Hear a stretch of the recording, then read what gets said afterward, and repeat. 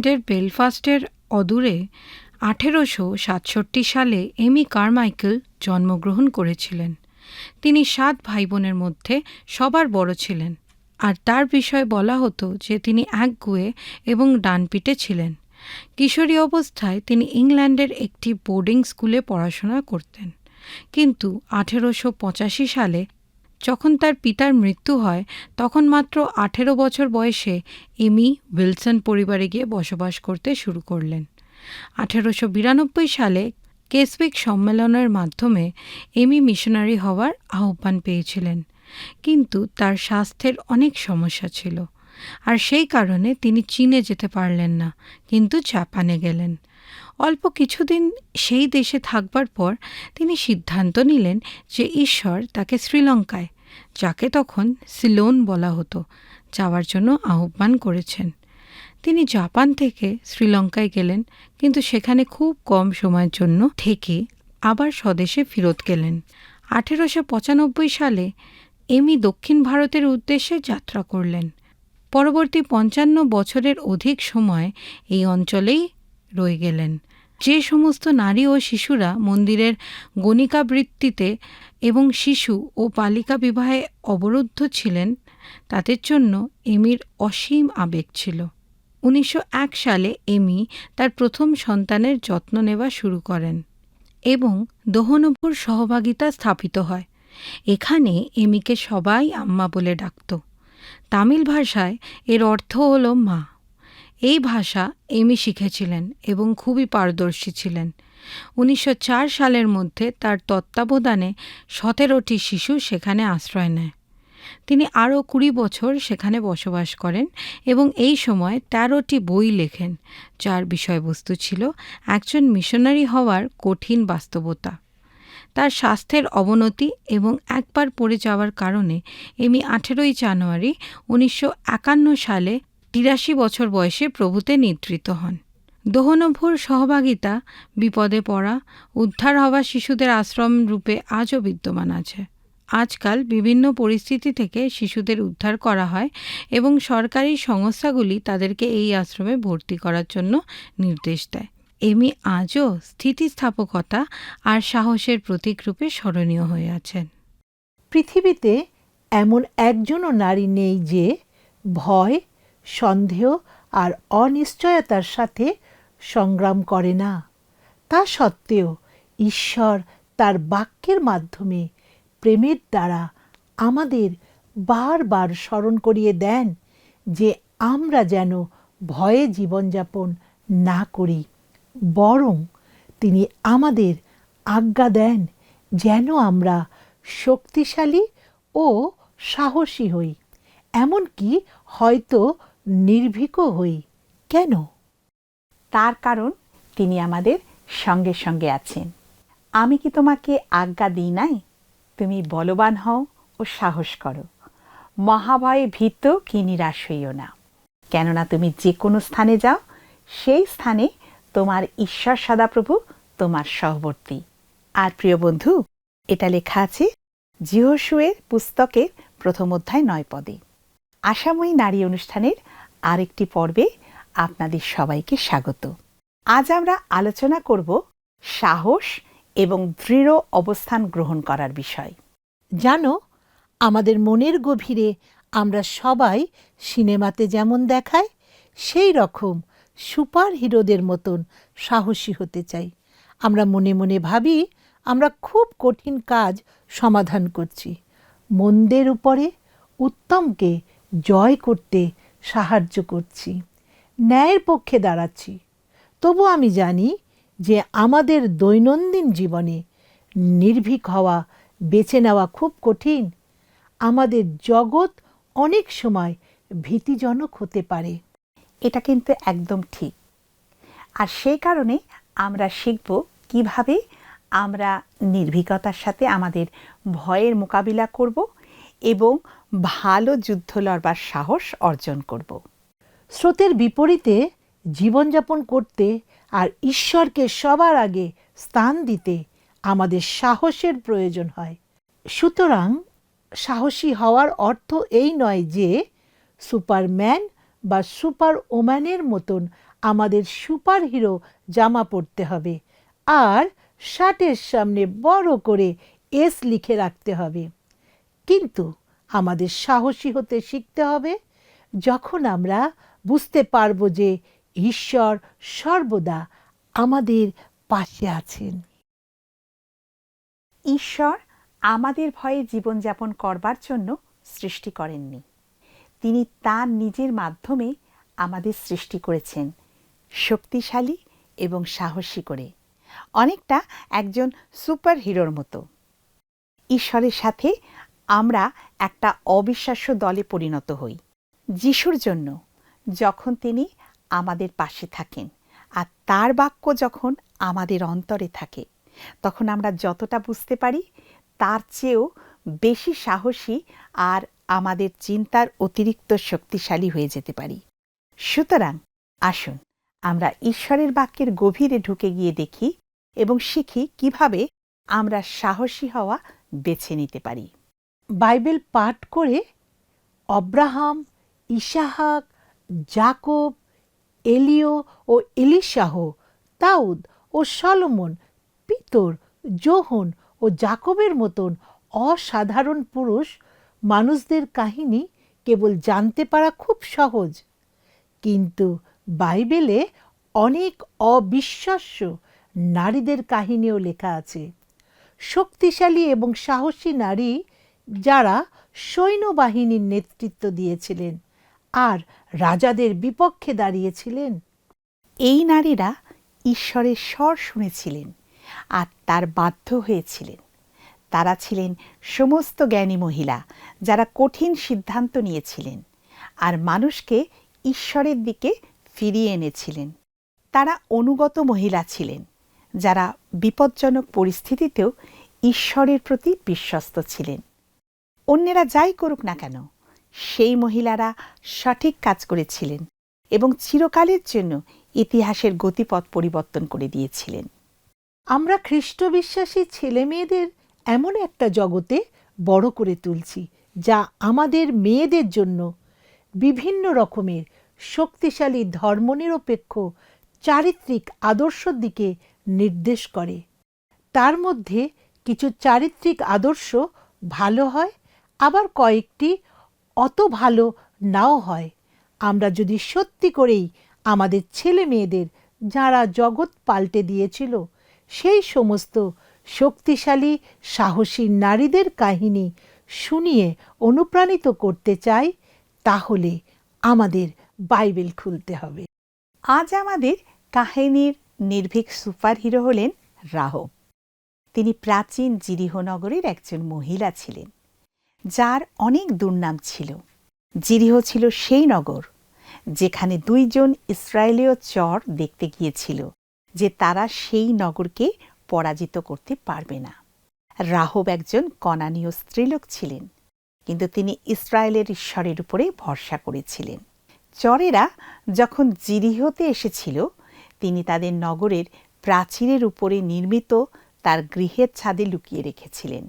রাজার লোকেরা যখন চরদের বিষয় খোঁজ করতে এসেছিল, তখন তিনি তাদের বিভ্রান্ত করেছিলেন। তাদের ভুল পথে চালিত করে জর্দন নদীর দিকে যাওয়া পথে পাঠিয়ে দিয়েছিলেন। তিনি চরদের বলেছিলেন তিনি জানেন যে সদাপ্রভু তাদের কনান দেশ দান করেছেন।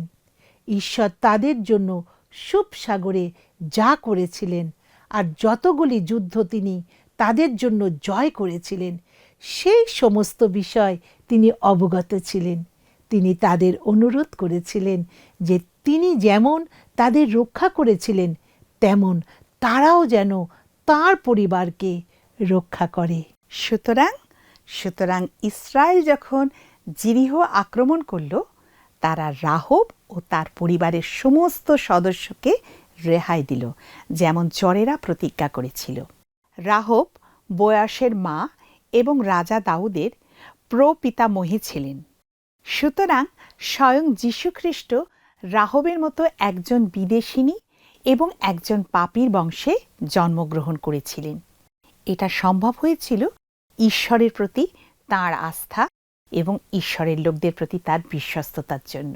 ইব্রিয় 11 অধ্যায় প্রথম পদ বলে, আর বিশ্বাস প্রত্যাশিত বিষয়ে নিশ্চয় জ্ঞান, অদৃশ্য বিষয়ে প্রমাণ প্রাপ্তি। তার নিজের নগর জিরিহর রাজার কাছ থেকে চরম বিপদ হওয়ার আশঙ্কা থাকা সত্ত্বেও রাহব নিজেকে সাহসী, সপ্রতিভ, শক্তিশালী এবং ঈশ্বরের প্রতি বিশ্বস্ত রূপে নিজেকে প্রতিপন্ন করেছিলেন। তিনি যে সমস্ত কাহিনী শুনেছিলেন তার থেকে ঈশ্বরের মহানতা তিনি স্বীকার করেছিলেন আর তার সপক্ষ হওয়া বেছে নিয়েছিলেন। যখন তাঁর নগরে অন্য কেউ চায়নি, যে তিনি ঈশ্বরের অনুসারী হওয়া বেছে নিয়েছিলেন, সেই জন্য নগরের মধ্যে একমাত্র তিনি রক্ষা পেয়েছিলেন। প্রত্যেক দিন আমরা সুযোগ পাই নির্ভীক হওয়া বেছে নেওয়ার, আর সেই নির্ভীকতা একটা কম্বলের মতো, আর তার তলায় হয়তো আরাম আর সুরক্ষিত লাগতে পারে। কিন্তু আমার বিশ্বাস ঈশ্বর যেমনভাবে চান সেইভাবে আমাদের সবার জীবনকে উপভোগ করতে সেটা বাধা দেয়। আমরা যদি এগিয়ে যেতে চাই তাহলে দেখব কত আশীর্বাদ আমাদের জন্য অপেক্ষা করে আছে। নির্ভীকভাবে হাঁটার অর্থ হল উঠে পড়ে আবার চেষ্টা করা।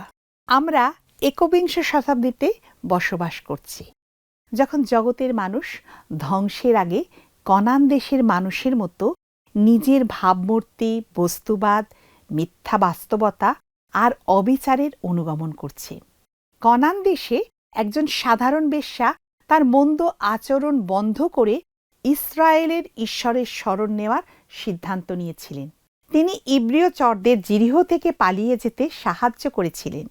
শেষ পর্যন্ত একমাত্র তিনি এবং তাঁর পরিবার বেঁচে গেলেন, আর জিরিহর বাকি সবাই ধ্বংস হয়ে গেল। ঈশ্বর আশা করেন যে রাহবের মতন আমরাও আমাদের দেশের মন্দ অভ্যাসগুলি ঘৃণা করব এবং তার শরণ নেব। এই ধরনের সিদ্ধান্তে হয়তো অস্বস্তিকর পরিস্থিতি সৃষ্টি হতে পারে এবং কিছু নির্দিষ্ট আনন্দ থেকে আমরা বঞ্চিত হতে পারি, কিন্তু সেটা আমাদের জীবনের দিকে চালিত করবে। আমরা যখন বিশ্বাসে অগ্রসর হব আর একটি সাহসী অবস্থান গ্রহণ করব, তখন আমরা রাহবের মতোই পরিবর্তন হব। মহিলাদের বিষয়ে অনেক গল্প আছে, যারা খ্রিস্টের ন্যায় নিঃস্বার্থতা আর বাধ্যতা প্রদর্শন করেছে।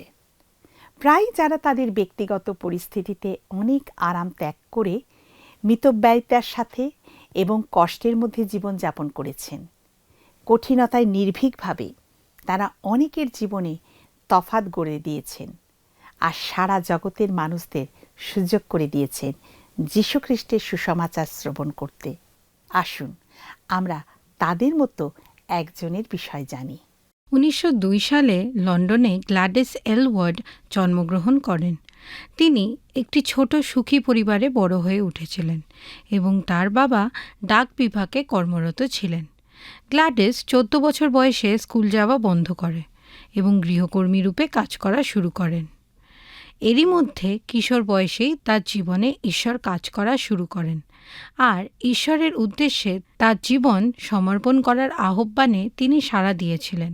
তার বয়স যখন 27-28, তিনি বুঝতে পারেন যে ঈশ্বর তাকে চীন দেশে যেতে নির্দেশ দিচ্ছেন।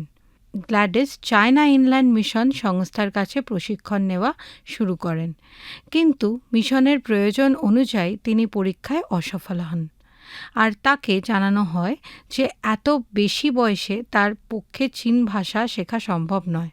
যে কোনোভাবে চীনে পৌঁছানোর জন্য তিনি দৃঢ় প্রতিজ্ঞ ছিলেন এবং সেখানে যাওয়ার জন্য অল্প অল্প করে গ্ল্যাডিস টাকা জমাতে থাকলেন।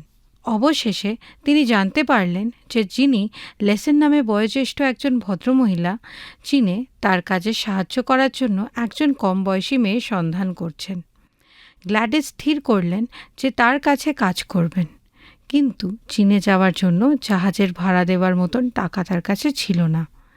তার বদলে তিনি ট্রান্স সাইবেরিয়ান রেলওয়ে কঠিন বিপদসংকুল পথে যাত্রা করলেন। অনেক বাধা বিপত্তি কাটিয়ে অবশেষে তিনি ইয়েনচেং পৌঁছালেন। দুই মহিলা মিলে তাদের ভাঙাচোরা বাড়িকে খচ্চর টানা রেলগাড়ির জন্য সরাইখানায় পরিবর্তন করলেন। কিন্তু স্থানীয় লোকেরা বহিরাগতদের সন্দেহ করত। তাই গ্ল্যাডিসের উপর দায়িত্ব পড়ল খচ্চরওয়ালাদের রাজি করাতে যাওয়া আর তাদের খচ্চরদের গ্ল্যাডিসদের উঠানের দিকে তাড়িয়ে নিয়ে যাওয়া, যাতে লোকদের সেখানে যাওয়া ছাড়া আর কিছুই করার না থাকে। দুই মহিলা সেই লোকদের আর তাদের পশুদের জন্য থাকা খাওয়ার ব্যবস্থা করে দিতেন, আর সন্ধেবেলায় তাদেরকে বাইবেলের কাহিনী শোনাতেন। যখন লেসন মারা গেলেন তখন থেকেই গ্ল্যাডিসের কাজ চীনে শুরু হয়েছিল। তিনি সরাইখানা চালু রাখলেন, কিন্তু আরও অন্য দায়িত্ব গ্রহণ করলেন। চীনে সেই সময় মেয়েদের পায়ের পাতা বিকৃত করার প্রাচীন প্রথাকে নিষিদ্ধ ঘোষণা করা হয়েছিল, আর গ্ল্যাডিসকে স্থানীয় মণ্ডলীরা মনোনীত করল যাতে তিনি বাড়ি বাড়ি গিয়ে নিশ্চিত করেন যে সেই প্রথা আর কেউ যেন না মানে। এরপরে তাকে কারাগারের মধ্যে হওয়া একটি দাঙ্গা দমন করার ভার দেওয়া হয়েছিল, যা শেষ পর্যন্ত কারাগারের সংস্কারের দিকে নিয়ে যায়। 1936 সালে গ্ল্যাডিস স্বাভাবিকভাবে চীনের নাগরিকত্ব লাভ করেন। প্রথমে তাকে সবাই বিদেশি শয়তান বলতো। তার থেকে তিনি হয়ে উঠেছিলেন আই ওয়ে, যার অর্থ পুণ্য ব্যক্তি। 1937 সালে যখন চীন আর জাপানের মধ্যে যুদ্ধ হয়, গ্ল্যাডিস চীন ত্যাগ করতে অস্বীকার করেন। শত্রুপক্ষের অগ্রসর হওয়ার সাথে সাথে গ্ল্যাডিস জানতে পারলেন যে চীনা অধিকর্তাদের সঙ্গে কাজ করার জন্য তাকে জীবিত অথবা মৃত যেভাবেই হোক গ্রেপ্তারের জন্য পুরস্কার ঘোষণা করা হয়েছে। আর একমাত্র তখনই গ্ল্যাডিস নিরাপদ স্থানে পালিয়ে যাওয়া স্থির করেছিলেন। কিন্তু তিনি একা ছিলেন না। গ্ল্যাডিস অনাথ এবং অবহেলিত শিশুদের সেই সরাইখানায় আশ্রয় দিয়েছিলেন। তিনি 100টি শিশু নিয়ে শিয়ান যাওয়ার জন্য রওনা দিলেন। অত্যন্ত অল্প জিনিসপত্র এবং তার থেকেও কম পরিমাণ খাদ্য ও পানীয় নিয়ে তারা প্রায় 1 মাস ধরে পায়ে হেঁটে পর্বত পার হয়েছিলেন। আর আশ্চর্যজনকভাবে একটি চীনা টহলদারি দলের সাক্ষাৎ পান, যারা তাদের ইয়েলো নদী পার হতে সাহায্য করে। 1947 সালে গ্ল্যাডিস ইংল্যান্ডে প্রত্যাবর্তন করেন। 1957 সালে তিনি চীনে ফিরে যাওয়ার চেষ্টা করেছিলেন আবার, কিন্তু যখন তাকে সেখানে প্রবেশাধিকার দেওয়া হলো না, তিনি তাইওয়ানে চলে গেলেন। সেখানে তিনি গ্ল্যাডিস এলওয়ার্ড অনাথ আশ্রম প্রতিষ্ঠা করেন, আর 1970 সালে তার মৃত্যু পর্যন্ত সেখানেই বসবাস করেন। গ্ল্যাডিসের গল্প আমাকে বিস্মিত করে দিয়েছে। কি অসাধারণ সাহস আর বিশ্বাস! তার জীবন আমাকে গীতসংগীতা 33:20 মনে করিয়ে দেয়। আমাদের প্রাণ সদাপ্রভুর অপেক্ষায় রইয়াছে। তিনি আমাদের সহায় ও আমাদের ঢাল। অপেক্ষা করা হচ্ছে অন্যতম কঠিন কাজ। আমরা যখন আমাদের প্রার্থনা করি আর উত্তরের অপেক্ষা করি, আমরা প্রভুর পরিচালনায় কাজ করি আর তার ফলাফলের জন্য অপেক্ষা করি। বন্ধু, আমরা অন্যের কষ্টের জন্য তাদের প্রেম করি আর তাদের আরোগ্যতার জন্য অপেক্ষা করি। কথাটা কিন্তু ঠিক। রাহব আমাদের শিখিয়েছেন কিভাবে আমরা সাহসের সাথে অপেক্ষা করব।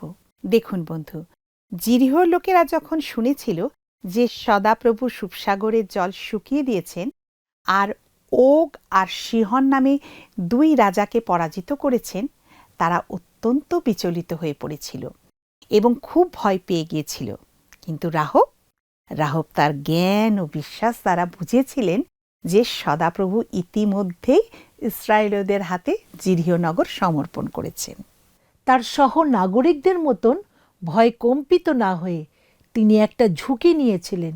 তিনি চরদের তার গৃহের ছাদে লুকিয়ে রাখলেন আর তাদের সাথে একটা চুক্তি করলেন। চরদের জীবনের পরিবর্তে তিনি তার নিজের আর তার পরিবারের জীবন রক্ষা করলেন। সেই চুক্তির প্রমাণ হিসাবে তিনি তার গৃহের জানলায় একটি সিন্দুর বর্ণ রজ্জু বা দড়ি বেঁধে রাখলেন, আর তারপর প্রতীক্ষা শুরু হলো। আমরা কত সময় অপেক্ষা করতে থাকি যে আমরা কবে রক্ষা পাব।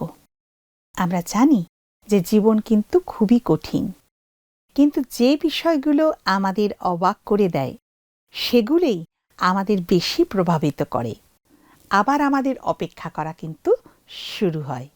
প্রভু যদি আমাদের জীবনে খারাপ কোনো কিছু ঘটতে দেন, তাহলে আমরা অপেক্ষা করি আমাদের আরোগ্যতার জন্য এবং প্রমাণের জন্য যে তিনি তখনও আমাদের যত্ন নেন। মঙ্গলময় পিতা কিভাবে ওই ভয়ঙ্কর বিষয়টা কোনো ভালো বিষয় পরিবর্তন করতে পারেন, সেই বিষয় আমরা চিন্তা করি। রাহব আমাদের পথ দেখান।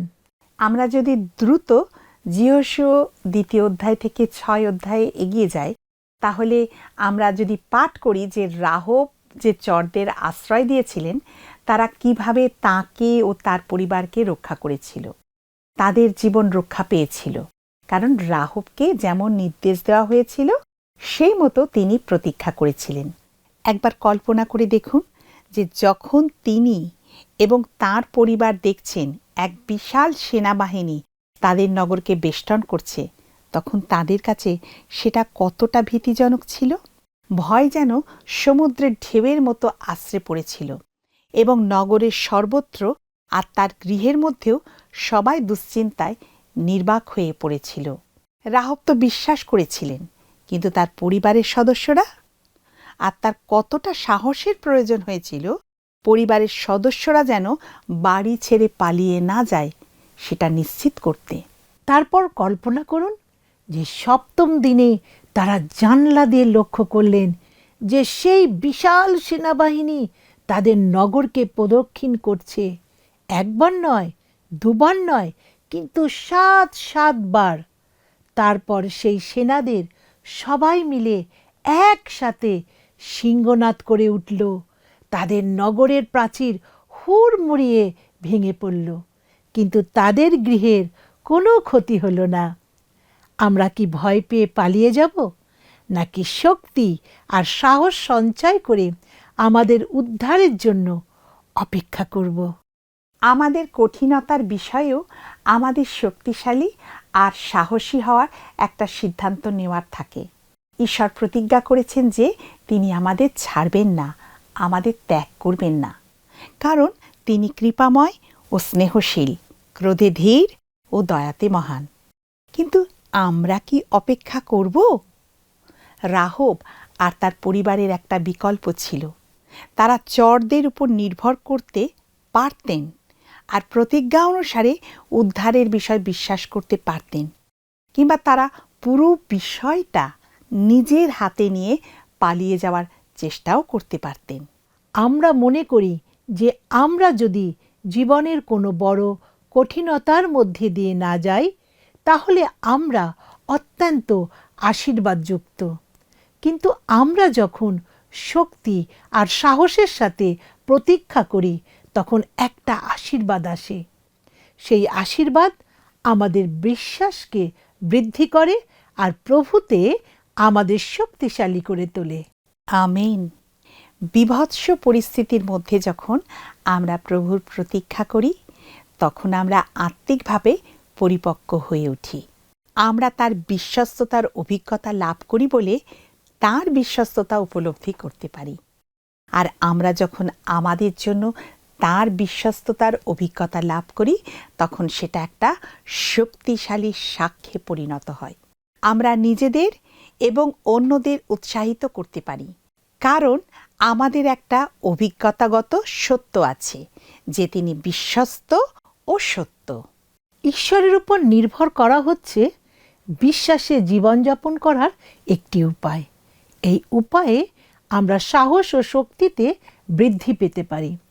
যদি আমরা এমন একটা পরিস্থিতিতে থাকি যা আমাদের কোনো সম্পর্কের অথবা স্বাস্থ্যের সমস্যাগুলিকে একটা অবাঞ্ছিত পথের দিকে নিয়ে যায়, তাহলে সাহসের সাথে শক্তিশালী হন আর বিশ্বাস করুন যে এই সমস্ত কিছুর মধ্যেও প্রভু আমাদের সঙ্গে আছেন। ঈশ্বর আমাদের বহন করবেন, চালিত করবেন এবং ভালোবাসবেন। রাহবের মতো নির্ভীকভাবে প্রতীক্ষা করুন, শক্তির সাথে বিশ্বাস করুন যে আমাদের এই মুহূর্তে যা প্রয়োজন তিনি তার সমস্ত কিছু দিতে সক্ষম। রাহবের মাধ্যমে ঈশ্বর যেভাবে কাজ করেছিলেন, তেমনি তিনি তার মহাপরিত্রাণের কাহিনী বলার জন্য সমস্ত স্তরের মহিলাদের ব্যবহার করে আনন্দ পান। অতীতে আমরা কি করেছি অথবা কি করিনি সেটা তিনি বিবেচনা করেন না। ঈশ্বর তার পরিত্রাণের পরিকল্পনায় আমাদের অন্তর্ভুক্ত করার জন্য অপেক্ষা করে থাকেন না আমরা কতক্ষণে একটি পূর্ণ জীবন যাপন করব তার জন্য। কিন্তু ঈশ্বর জগতেস্থ মূর্খ বিষয় সকল মনোনীত করিলেন, যেন জ্ঞানবানদিগকে লজ্জা দেন, এবং ঈশ্বর জগতের দুর্বল বিষয় সকল মনোনীত করিলেন, যেন শক্তিমন্ত বিষয় সকলকে লজ্জা দেন। আর এটা লেখা রয়েছে 1 করিন্থীয় তার 1 অধ্যায় 27 পদে। অনেক সময় আমরা এমন কিছু স্বর শুনতে পাই যা আমাদের বলে যে আমরা ঈশ্বরের দ্বারা ব্যবহৃত হতে পারবো না। এই জন্য যে আমরা কোনো বিষয় অত্যন্ত অধিক অথবা অন্য কোনো বিষয় অত্যন্ত কম, আমি আপনাদের বলি, সেই সমালোচনা ও সন্দেহের আত্মাকে দূরে সরিয়ে ফেলতে কি আজ আপনারা আমার সঙ্গে যোগ দেবেন? আমাদের সাহস এই জন্য আসে না যে আমরা মনে করি আমরা শক্তিশালী, বরং এই জন্য যে আমরা জানি ঈশ্বর যে কোনো কাজ করতে পারেন। কিন্তু তিনি যদি আমাদের আহ্বান করেন, তাহলে তিনি আমাদের তার কাজের জন্য প্রস্তুত করে তুলবেন। আমরা এমন নারী হই যারা দেখতে পায় যে ঈশ্বর কি করছেন, আর বিশ্বাসে তাকে যেন আমরা প্রত্যেকে অনুসরণ করতে পারি। তাহলে প্রিয় বন্ধু, আসুন আমরা প্রার্থনা করি। প্রার্থনা করি। পরম করুণাময় পিতা, তোমায় ধন্যবাদ দিই তোমার সুন্দর বাক্যের জন্য। সত্যি আমরা যেন প্রত্যেকে তোমার দিকে তাকিয়ে নির্ভীকতায় সাহসী হতে পারি। তুমি আমাদের প্রত্যেককে সাহস এবং বল দাও, আশীর্বাদ করো। যে বাক্যগুলো শুনলাম বা পড়লাম, সেগুলো যেন আমাদের প্রত্যেকের জীবনে কার্যকারী হয়। তুমি আমাদের প্রত্যেকের সাথে থাকো এবং প্রভু, তুমি আমাদেরকে চালাও, যেন আমরা কোনো সময় হতাশ বা নিরাশ না হই। আর তুমি বলেছ যে তুমি আমাদের সাথে আছো এবং তুমি আমাদেরকে চালাবে, আর সেই দিকে দৃষ্টি রেখে আমরা যেন চলতে পারি। আমাদের জীবনকে তোমার হাতে সমর্পণ করি। এই প্রার্থনা যিশুর নামে চাই, দয়া করে শ্রবণ ও গ্রাহ্য করো। আমেন। প্রিয় বন্ধু, আসুন আমরা আজকের প্রশ্নোত্তরে আসি।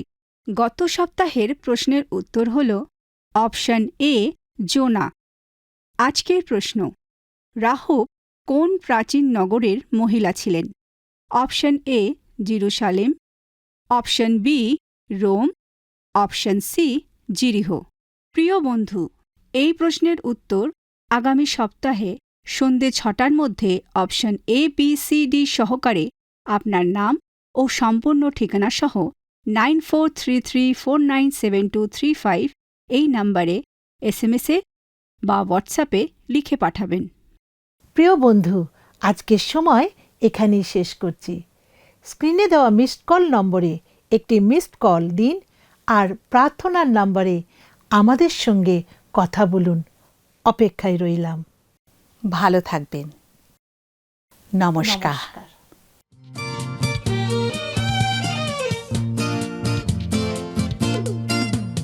আমরা যীশু খ্রিস্টের অগ্রদূত।